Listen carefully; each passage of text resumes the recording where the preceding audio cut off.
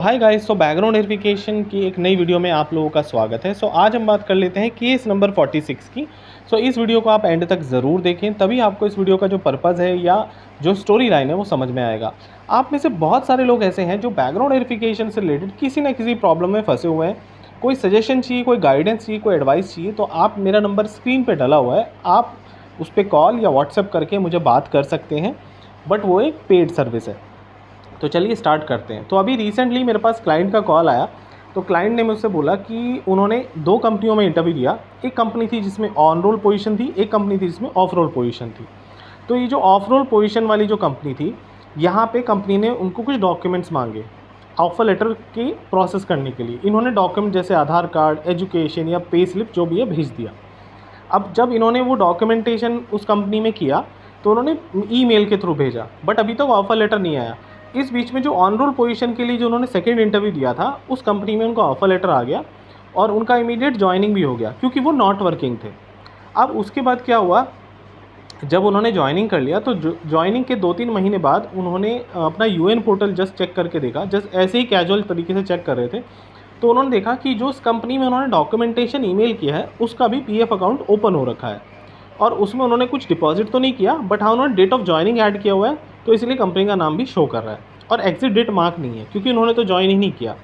तो अब वो काफ़ी परेशान हो गए, क्योंकि ये एक केस बन सकता है ड्यूअल एम्प्लॉयमेंट का, क्योंकि एक साथ एक बंदा 2 कंपनियों में कैसे काम कर सकता है। एथिकली तो इज़ नॉट राइट, और कुछ कुछ कंपनीज़ हैं जो ड्यूअल एम्प्लॉयमेंट या मून लाइटिंग को अवॉइड करती है। 90% केसेस में तो मून लाइटिंग या ड्यूअल एम्प्लॉयमेंट इलीगल है और अवॉइड ही करते हैं।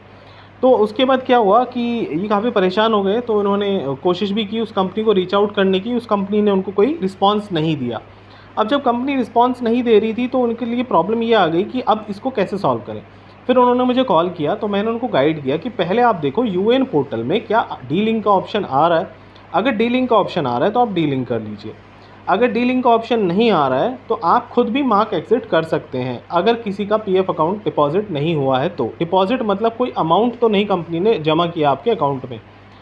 और अगर ये दोनों केस भी नहीं हो पा रहे हैं तो आप पीएफ के ग्राइवेंस पोर्टल में क्वेरी रेज कर सकते हैं और उनको बता सकते हैं मेरे पास कोई ऑफर नहीं आया, मैंने ज्वाइन नहीं किया। करंट कंपनी के प्रूफ अटैच कर सकते हैं जहाँ पे आप काम कर रहे हैं, जिससे आपकी अटेंडेंस है, आपका ऑफर लेटर है, सारी चीज़ें। तो पीएफ डिपार्टमेंट थोड़ा टाइम लेता है, बट उसको रिमूव कर देते हैं। और इसके अलावा मैंने कहा जो जिस मेल आईडी पे आपने डॉक्यूमेंट्स मेल किए थे उस ऑफ रोल वाली कंपनी को, तो उसको भी एक मेल कर दो कि भाई ये जो आपने स्क्रीनशॉट जो पीएफ वाला है, कि भाई ये आपने पीएफ अकाउंट क्रिएट किया था, मैंने ज्वाइन नहीं किया, मेरे पास ऑफर लेटर नहीं आया, प्लीज़ इसको रिमूव कर दीजिए। अगर वो रिस्पॉन्ड नहीं भी करते तो कोई प्रॉब्लम नहीं, बट एटलीस्ट एक जस्टिफिकेशन के लिए अगर आप किसी न्यू कंपनी में जाते हैं और वहाँ पे वो कंपनी कहती है कि भाई ये तो ड्यूअल एम्प्लॉयमेंट है, भले ही चाहे वो 7 डेज़ का हो, 10 डेज़ का हो, तो उस केस में एटलीस्ट ये जो डॉक्यूमेंटेशन है जो आप ईमेल कर रहे हो या पीएफ में टिकट रेज कर रहे हो, जो भी है वो सारी चीज़ें कंपनी को दिखा के एटलीस्ट आपके पास ये जस्टिफिकेशन रहेगा कि मैं जो कर रहा हूँ, मैं या जो भी मैंने किया है वो एज़ पर लाइक एथिकल था और ये किसी ने रॉन्गली क्रिएट किया है। तो एटलीस्ट जॉइनिंग के टाइम पे जब बैकग्राउंड वेरिफिकेशन का प्रोसेस हो रहा होगा तो एटलीस्ट ये डिटेल आप उनको देख के जस्टिफाई कर सकते हैं। तो उसमें फिर आपका बीजीवी रिपोर्ट रेड नहीं होता, अदरवाइज़ वो रेड हो जाता है।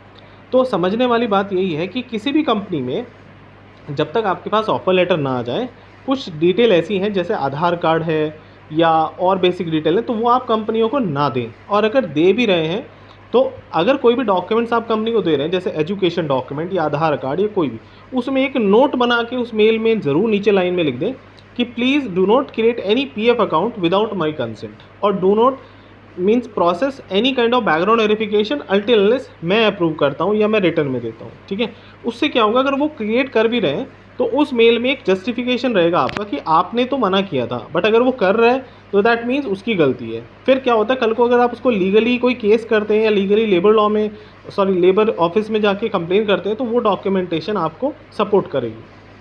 तो मैं यही कहना चाहूँगा कि आप लोग थोड़ा सा ध्यान रखें, क्योंकि कुछ कुछ कंपनीज़ ऐसे हैं, कुछ ऑफ रोल कंपनीज़ ऐसी हैं जो ज़बरदस्ती एम्प्लॉयज़ को जॉइनिंग कराने के लिए वो कहीं और ना जॉइन कर ले, उनके पीएफ अकाउंट क्रिएट कर देते हैं।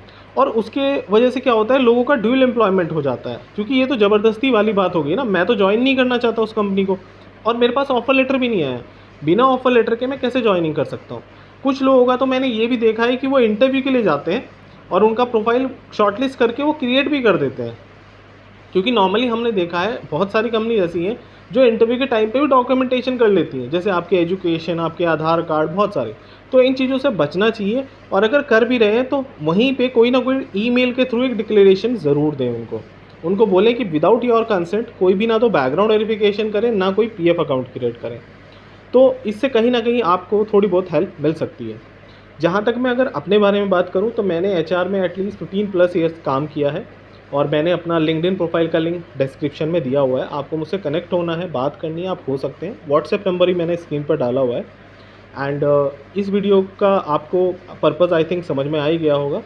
और वीडियो कैसा लगा, वीडियो में कोई चेंजेस हैं या कोई सजेशन चाहिए, कोई देना है आपको, कोई फीडबैक है, तो प्लीज़ मुझे लिख सकते हैं, ठीक है। व्हाट्सएप पे भी लिख सकते हैं, यूट्यूब में जो कमेंट सेक्शन है वहाँ भी लिख सकते हैं, और लाइक शेयर कमेंट ज़रूर करें। और अगर कोई आपका फ्रेंड जो बैकग्राउंड वेरिफिकेशन से किसी प्रॉब्लम में फंसा हुआ है, उसको भी आप ये वीडियो शेयर कर सकते हैं।